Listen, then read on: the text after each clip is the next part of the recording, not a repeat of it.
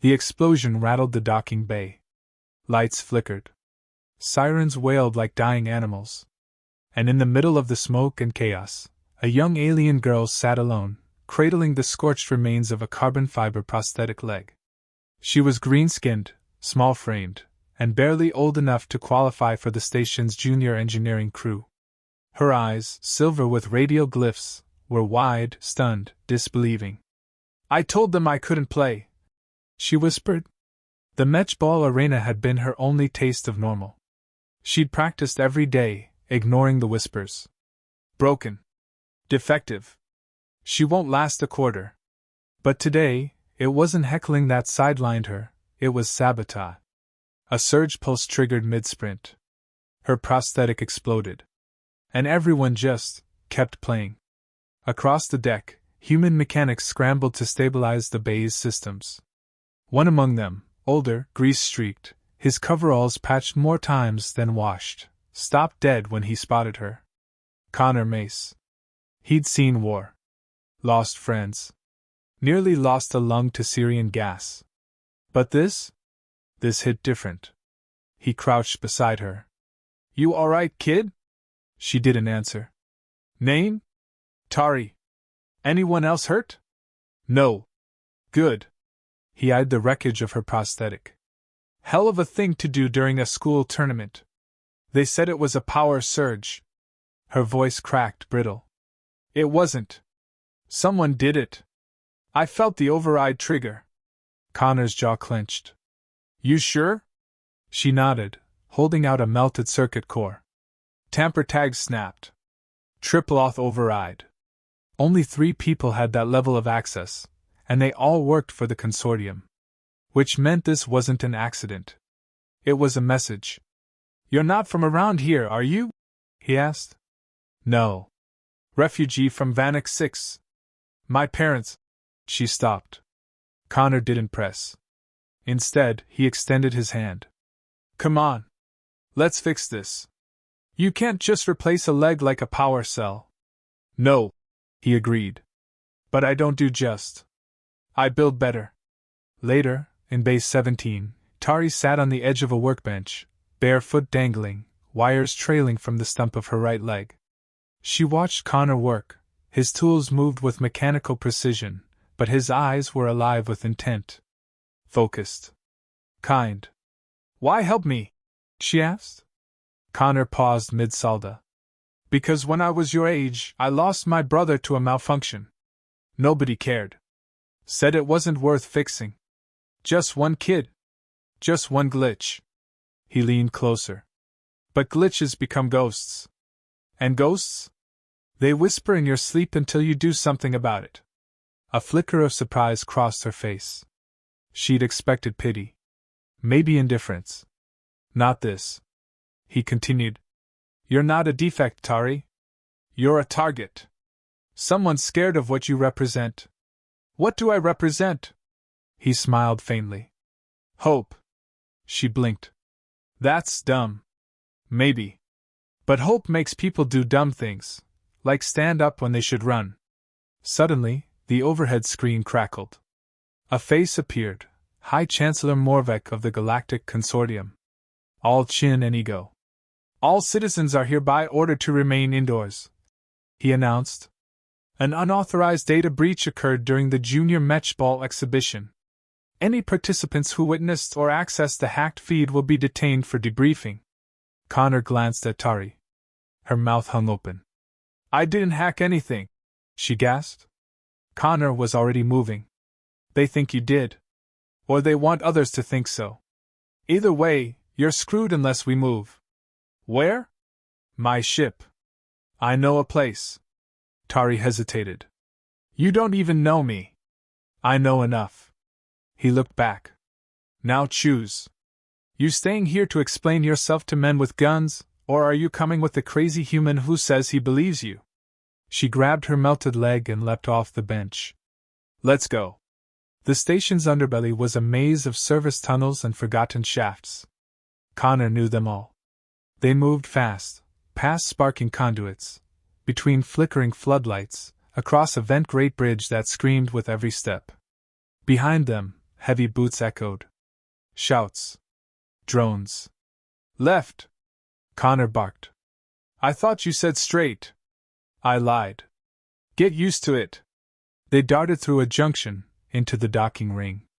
Bay doors loomed ahead, his ship waiting like a promise. But so were the guards. 6 of them.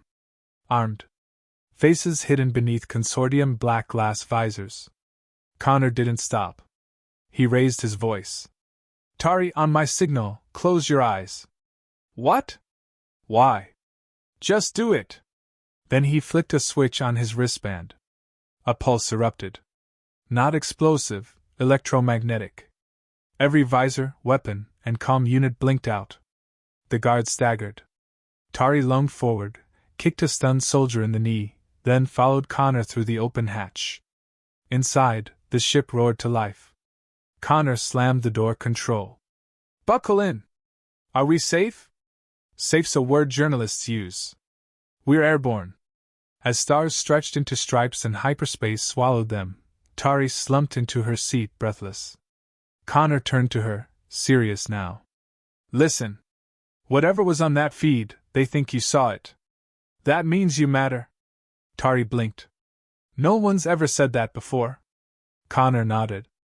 Then it's about damn time. And behind them, light years away, the consortium plotted their next move, not realizing that the mechanic and the disabled girl they'd underestimated had just become their biggest threat. Tari stared at the blackness beyond the cockpit, her fingers twitching over the new prosthetic leg Connor had bolted together mid-flight. It was ugly, mismatched plating, wires exposed, rust around the knee joint, but it moved. Flexed. Balanced. Functioned. She was no longer broken. Now, she was something else. Connor leaned forward in his seat. We need answers, not just an escape route. Tari's eyes narrowed. Answers to what? He tapped the console. A holographic burst revealed a still frame from the hacked matchball scoreboard, right before the explosion. Hidden behind a digital overlay was a flash of something odd. Letters. Not code. Language. Ancient, forbidden. Tari squinted.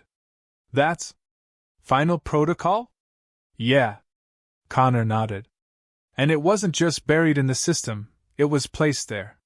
Someone wanted it to be seen. And they wanted you to see it. But why me? Connor gave her a long look. Because you're not just a refugee, Tari. You were born in the southern domes of Vanek 6, weren't you? She nodded slowly. How do you? Those domes were part of Project Zenith. Back when the consortium thought they could design psionic translators, organisms that could interface directly with restricted languages. That's just a rumor. It was. Until someone blew up your leg to stop you from reading 3 damn words. Tari leaned back, breath shallow. Her voice came out brittle. What does Final Protocol mean? Connor frowned. I don't know. But I know where to find out. They landed on Argo Station, a mining facility turned black market data haven. It hovered in a dying orbit around Cross Theta, a blood-red gas giant that roared lightning across the void. The station smelled of ion grease, sweat, and secrets. Connor led the way through a labyrinth of rusted catwalks and flickering neon signs. They passed mercs with chrome arms, smugglers hawking neural hacks, and a lizard man offering counterfeit memories. Tari kept close, hood up, new leg whirring faintly. They stopped at a reinforced vault door. Connor banged twice, waited, then once more. It opened. Behind it stood a squat woman with electric blue eyes and a smoldering plasma torch on her belt. Still breathing, Mace? She grunted. Barely. I need your archives. Who's the runt? The reason they're trying to kill me. Tari bristled. I'm not a runt. The woman smirked. You've got spirit. I'm Brick. Follow me. Inside, the archive chamber pulsed with light from hundreds of stacked crystal nodes.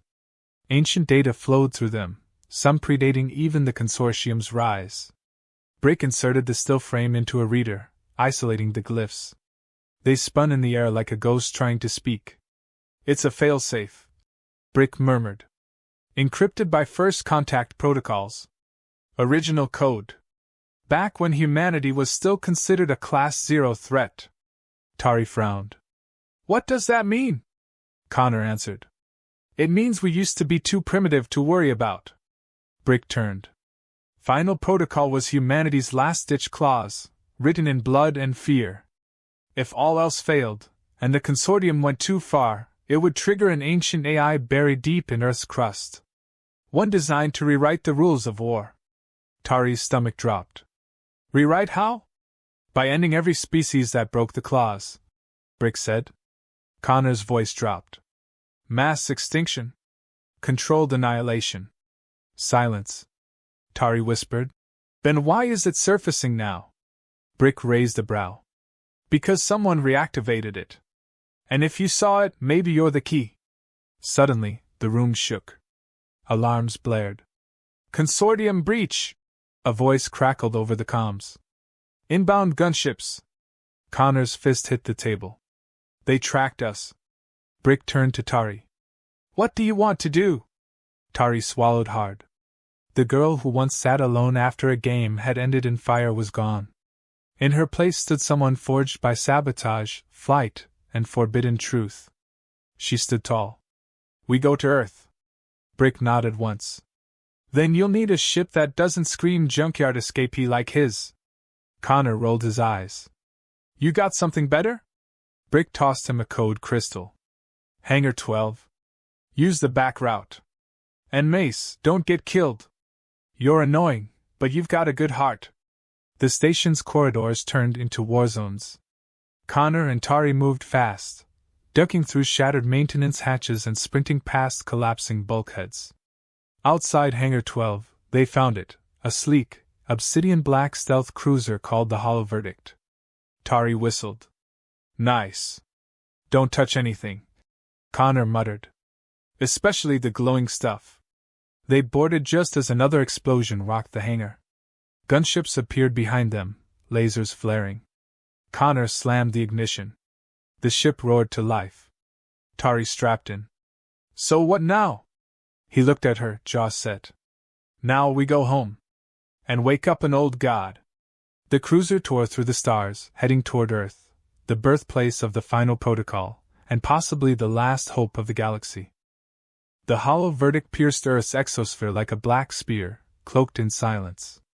Below them stretched a broken planet. Coastal cities were drowned. Orbital debris ringed the planet like a noose.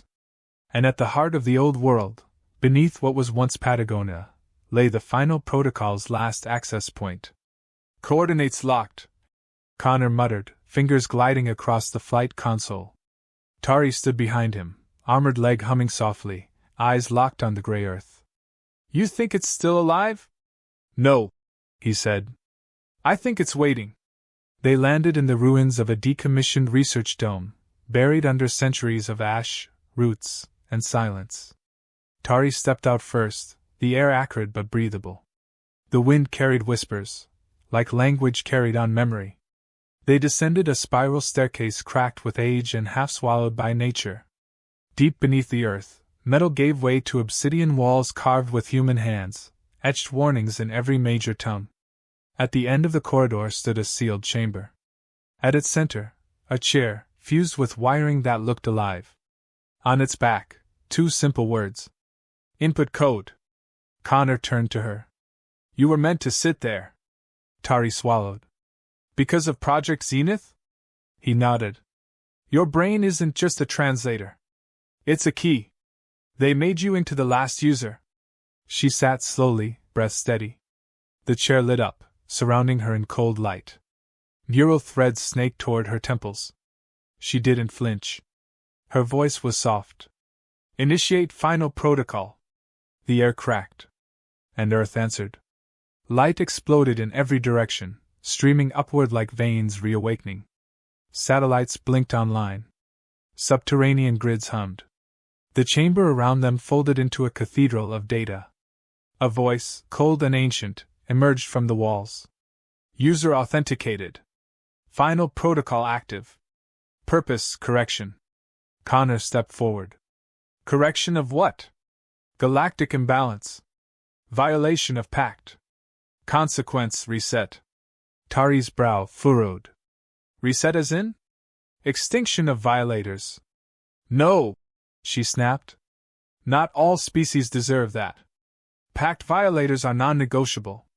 Clause 9.7.002. She stood, yanking wires from her head. Override. Impossible. Only Protocol Redeemer may alter directive. Connor's eyes widened. You're the Redeemer. Tari's hands trembled. But I'm just. No, he interrupted.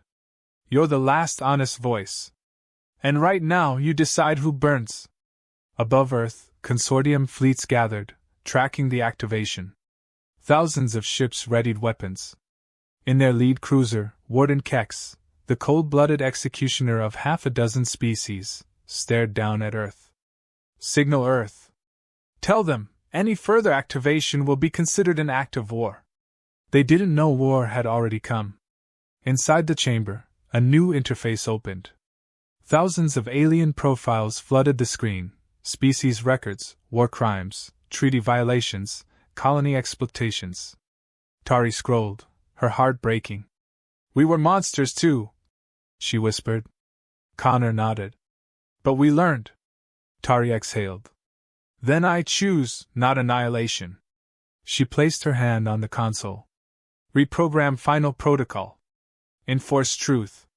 Broadcast all sealed records to the galactic network. Let the galaxy judge itself.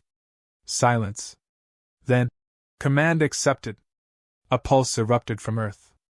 Across star systems, hidden war crimes were exposed. Empires collapsed. Revolutions sparked. Innocents once blamed for crimes were vindicated. The consortium's fleets turned on themselves. And Warden Kex? Dead before he could fire a shot, assassinated by his own second-in-command, once thought a coward, now emboldened by truth.